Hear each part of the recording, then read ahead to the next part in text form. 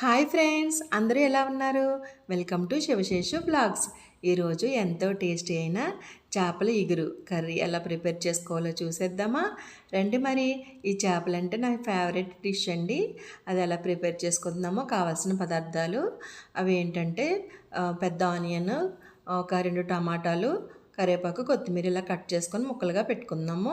తర్వాత ఇలాగ చేపలు, ఈ చేపల పేరేంటో మీరు కామెంట్లో చెప్పండి. అవి ఏంటో నేను చెప్తాను, సరేనా? ఇవి శుభ్రంగా కడిగి పసుపు ఉప్పు వేసి కడిగి ముక్కలుగా చేసి కట్ చేసుకొని పక్కన పెట్టుకుందామండి.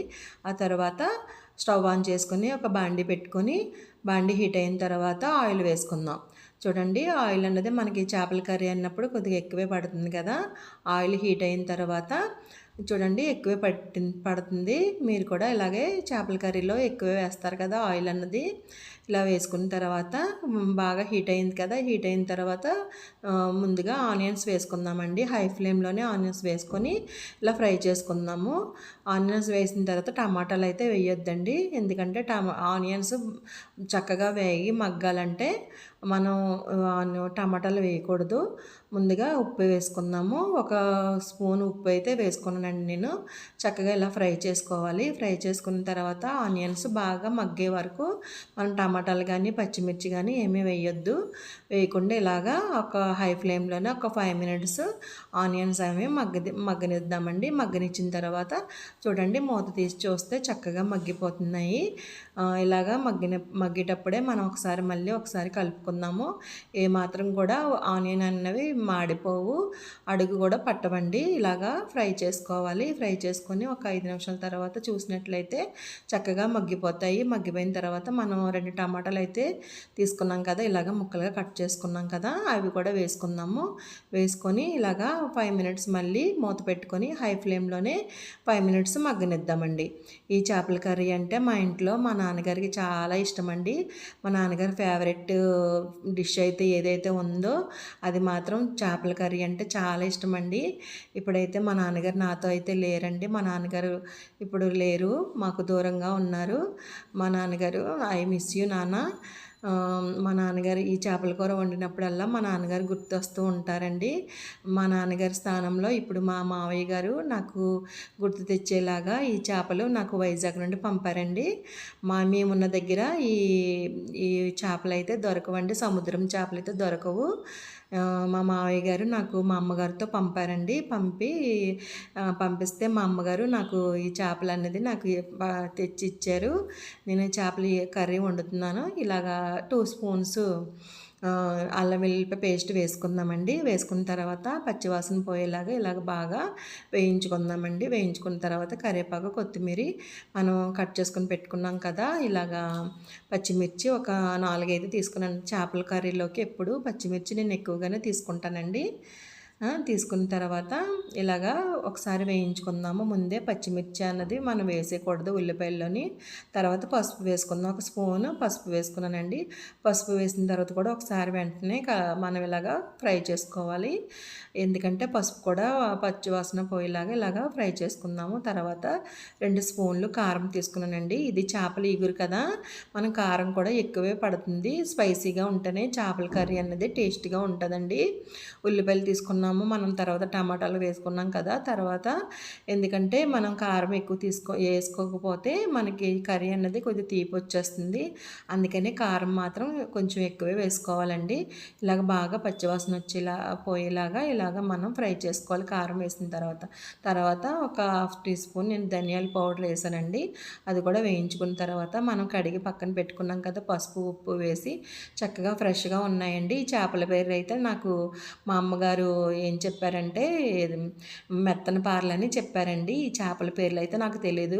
కర్రీ అయితే వండడం మాత్రం పర్ఫెక్ట్గా వచ్చు, కానీ ఈ చేపల గురించి అయితే నాకు తెలియదండి. మీకు మెత్తన పారలు అంటే తెలుసా? తెలిస్తే నాకు కామెంట్లో చెప్పండి.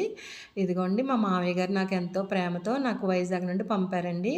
మా మావయ్య గారు అంటే మా నాన్నగారు అన్నట్టు నాకు మా మావయ్య గారిని చూస్తే మా నాన్నగారే గుర్తొస్తారండి.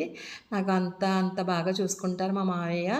నాకు చాలా ఇష్టమండి. మా మామయ్య గారు అంటే అంతే ఇష్టంతో నాకు ఈ చేపలు పంపారండి. నేను వండే చేపల కూర కన్నా మా అమ్మ వండితే నాకు ఇంకా ఇష్టమండి. ఎంతైనా తల్లి చేతి వంట అంటే ఎవరికైనా ఇష్టమే కదండి. అమ్మ చేతి వంట అమృతంలా ఉంటుంది కదండి. ఎవరికైనా ఇష్టమే కదండి. నేను వండుకునే చేపల కూర అయితే మా ఇంట్లో అందరికి ఇష్టం, కానీ మా అమ్మ చేతి వంట అంటే నాకు చాలా ఇష్టమండి. చూడండి, నేను కొలతలతో ఇలాగా చేపల ముక్కలు ములిగేలాగా 2 గ్లాసులు వాటర్ తీసుకున్నానండి. 2 గ్లాసులు తీసుకొని హాఫ్ గ్లాస్ కూడా తీసుకున్నాను. ఎందుకంటే చేపల కూర అన్నప్పటికీ చాలామంది ఇలాగా తక్కువ వాటర్ వేస్తారు, కానీ కొద్దిగా వాటర్ మనం సమానంగా ముక్కలు ములిగేలాగా వాటర్ వేసుకుందాము. ఏ మాత్రం ముక్కలు మనం గట్టిపెట్టి ఫాస్ట్గా కలపొద్దు. హై ఫ్లేమ్లోనే పెట్టాను కదండి. హై ఫ్లేమ్లో పెట్టి ఇలాగ, ఎందుకంటే ముక్కల్ని సపరేట్ చేస్తూ వాటర్కి ఇలాగ మనం కొంచెం ఇలాగ ప్రెస్ చేస్తున్నట్టుగా గట్టితో అనుకుంటే ఇలాగా ముక్కలకి మనం మసాలాలు అన్నీ వేసుకున్నాం. అదే అల్లం వెల్లుల్లి పేస్టు, కారం అన్నీ వేసుకున్నాం కదా, అది ముక్కల వరకు వెళ్ళి చక్కగా మనకి కారం అన్నది ముక్కలకి పడుతుందండి. అల్లం వెల్లుల్లి పేస్ట్ కూడా కారానికి అదే ముక్కలకి పడుతుందండి. ఈ చేపల గురించి మీకు తెలుసా అండి? తెలిస్తే నాకు కామెంట్ చేయండి. మెత్తన పారలు అంటే తెలియదండి నాకు, కానీ చేపలు మాత్రం చాలా టేస్ట్గా ఉంటాయండి. హై ఫ్లేమ్లో నేను ఒక 10 నిమిషాలు పెట్టుకున్నానండి. 10 నిమిషాలు ఇలాగా స్టవ్ ఇలా హై ఫ్లేమ్లో పెట్టాను కాబట్టి చూడండి చక్కగా మగ్గిపోయింది. వాటర్ అంతా మగ్గిపోయింది కదండి. చూడండి, ఇప్పుడే మనం కొద్దిగా మనకు అన్ని కారం అవి ఉప్పు కూడా సరిపోయిందో లేదో ఒకసారి చూసుకుందామండి. చూడండి, ఉప్పు కూడా మనకి పర్ఫెక్ట్గా సరిపోతేనే మనం వేసుకుందాము, లేదంటే ఇప్పుడు అడ్జస్ట్ అయ్యి ఇప్పుడు ఉప్పు కూడా మనం వేసుకోవాలి. నాకైతే ఉప్పు సరిపోలేదండి, కొంచెం హాఫ్ స్పూన్ వేసుకున్నాను. ఇప్పుడు ఇలాగ నేను చూపిస్తున్నట్టుగా మీరు చక్కగా జాగ్రత్తగా ఇలాగా మిక్స్ చేసుకోండి.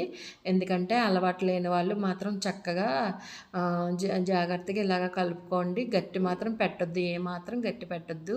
ఇలా ఉప్పు వేసుకున్నాం కదా, మళ్ళీ సరిపోయిందా లేదని ఉప్పు చూస్తున్నానండి నేను. ఉప్పు కూడా సరిపోయింది, ఇప్పుడు కరెక్ట్గా సరిపోయిందండి. అసలు గట్టి పెట్టి మీరు చేపలు కూడా ఎప్పుడు కలపొద్దండి. కలపకుండా ఇలా మూత పెట్టేసుకొని హై ఫ్లేమ్లో ఇంకొక 5 మినిట్స్ కూడా మగ్గనిద్దామండి. మగ్గనిస్తే చేపలు అన్నది దగ్గరికి అయిపోతుందండి. బాగా ఎగురుతూనే బాగుంటుందండి. వాటర్గా ఉంటే, పలచగా ఉంటే ఎగురు అన్నది బాగోదండి. ముక్కలకి పట్టకుండా మనకి వాటర్ లాగా వచ్చేస్తుంది, నీసు వాసన కూడా వస్తుందండి. మనం ఎప్పుడైతే వాటర్ బాగా ఉడికిపోతుందో, చేపల కూర అన్నది బాగా ఉడుకుతుందో అప్పుడే నీసు వాసన లేకుండా ఉంటుందండి. నేను సీక్రెట్ మసాలా అన్నాను కదా, మీరు కామెంట్లో పెట్టండి. పెడితే నేను కామెంట్ చేయండి నాకు. శివశేషు వ్లాగ్లో మీరు కామెంట్ చేస్తే నేను ఈ మసాలా పౌడర్ అన్నది నేను చేసి మీకు వీడియో పెడతానండి. చూడండి, నేను ఒక 2 క్లాతుల సహాయంతో ఇలాగా చేపలు అన్నది ఇలాగ కలుపుతున్నానండి. గట్టి పెట్టి మాత్రం ఏమాత్రం మీరు కలపొద్దు, ముక్కలన్నీ విడిపోతాయండి. అది పీసులుగా అయిపోతే ముక్కలన్నవి మనకి కూర అంత బాగోదు కదా, అందుకని ఇలాగ హై ఫ్లేమ్లో మాత్రమే ఇలా పెట్టుకొని చూడండి. గ్రేవీ అన్నది మనకి చిక్కబడిపోయింది, వాటర్ కూడా అబ్జర్వ్ అయిపోయింది, దగ్గరికి అయిపోతుంది కదా. అప్పుడు మనం ఒక 5 మినిట్స్ మళ్ళీ 5 నిమిషాలు మళ్ళీ సిమ్లో పెట్టి చూస్తే చక్కగా గుమగుమలాడే చేపల ఇగురు మనకి రెడీ అయిపోతుందండి. ఈ చేపల ఇగురే వండుకోవాలంటే అండి, పులుసు పెట్టుకోకూడదంట. మా అమ్మగారు చెప్పారు. ఇగురికే టేస్ట్గా ఉంటుందండి. సముద్రం చేపలు ఎప్పుడు ఇగురుకు బాగుంటాయండి. మీరు కూడా ఇగురే పెట్టుకుంటారా లేదా పులుసు పెట్టుకుంటారా నాకు కామెంట్ చేసి చెప్పండి. చూడండి, మనం లాస్ట్లో కరివేపాకు, కొత్తిమీర ఇలా వేసుకొని సిమ్లోనే పెట్టుకున్నాం కదండి. చక్కగా మగ్గిపోయింది, ఆయిల్ అన్నది పైకి వచ్చేసింది కదా. చూడండి, ఇప్పుడు స్టవ్ ఆఫ్ చేసుకుందాం.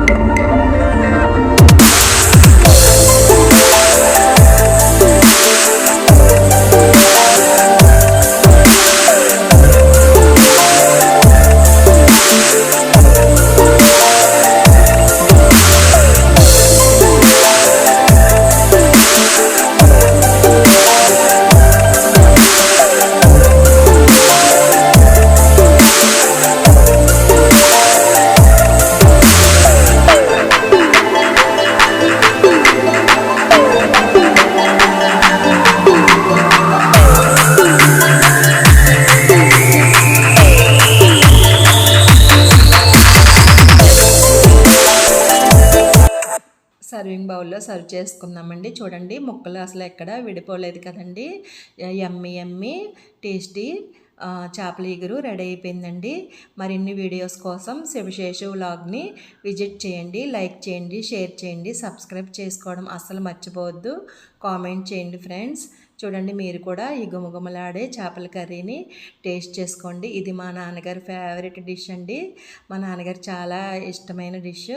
మీరు కూడా ఈ చేపల కర్రీని టేస్ట్ చేసి చూడండి, మీ ఇంట్లో కూడా చేసుకొని మరిన్ని వీడియోస్ కోసం శివశేషు వ్లాగ్ని సబ్స్క్రైబ్ చేయండి. ఉంటాను ఫ్రెండ్స్, బాయ్.